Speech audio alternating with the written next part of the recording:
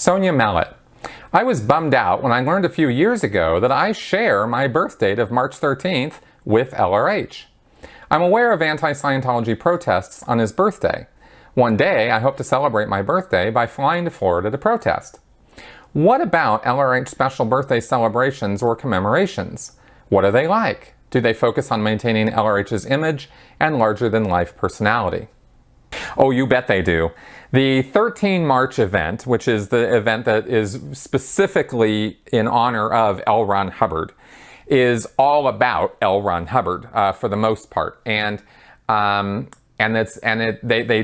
always have what they call a source briefing. L. Ron Hubbard is source, capital S, source in Scientology. He's the guy who supposedly, according to Scientologists, came up with and discovered all of Dianetics and Scientology, which I've already proven on this channel numerous times is not true, but that's what Scientologists believe, because that's what L. Ron Hubbard told them to believe. He said he was the single source of all of it. So L. Ron Hubbard's event on 13 March is sort of the source event.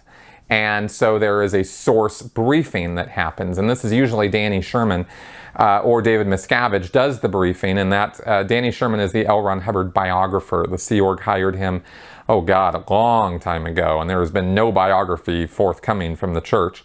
And I mean, I'm talking about like 20 years ago they hired him to do this job, and he still hasn't gotten a biography pushed out. Apparently it's been written, but like everything, David Miscavige just sits on things and delays it and delays it. But Danny Sherman is used, he's a Scientologist, he's an OT, and he's fully on board with whatever David Miscavige tells him to do. He's the one who writes most of Miscavige's speeches anyway. But he's the one who does these special briefings about how great L. Ron Hubbard was and gives some slice of life stories and, you know, notes out of his logs and journals, and or he'll just, you know, spin these tales of you know, wonder that L. Ron Hubbard was always on the path to greatness, right? From a very young age, he knew what it was he was going to do with his life, and it was all about saving mankind from the age of 4.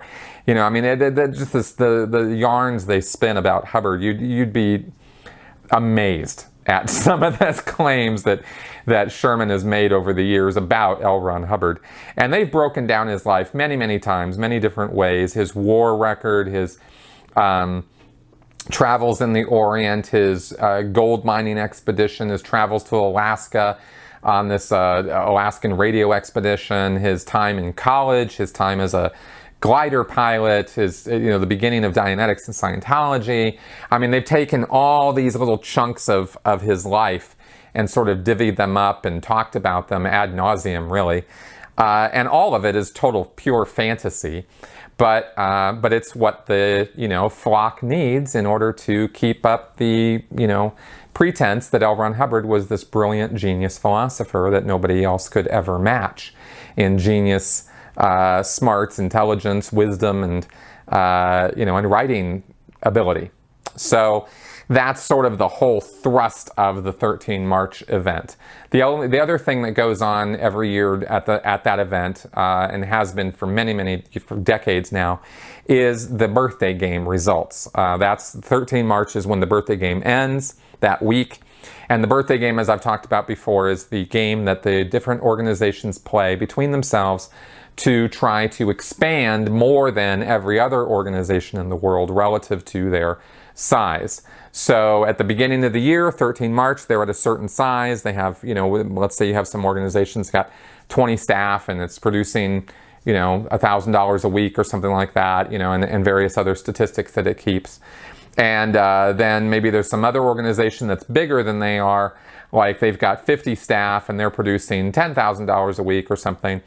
So they play for the year trying to get those stats up, and whichever one expands more relative to its size, not volume, but relative to its size, is the one that's supposed to win the birthday game. And on 13 March, they give out big trophies to the heads of these organizations, and that's part of the event. So there you go.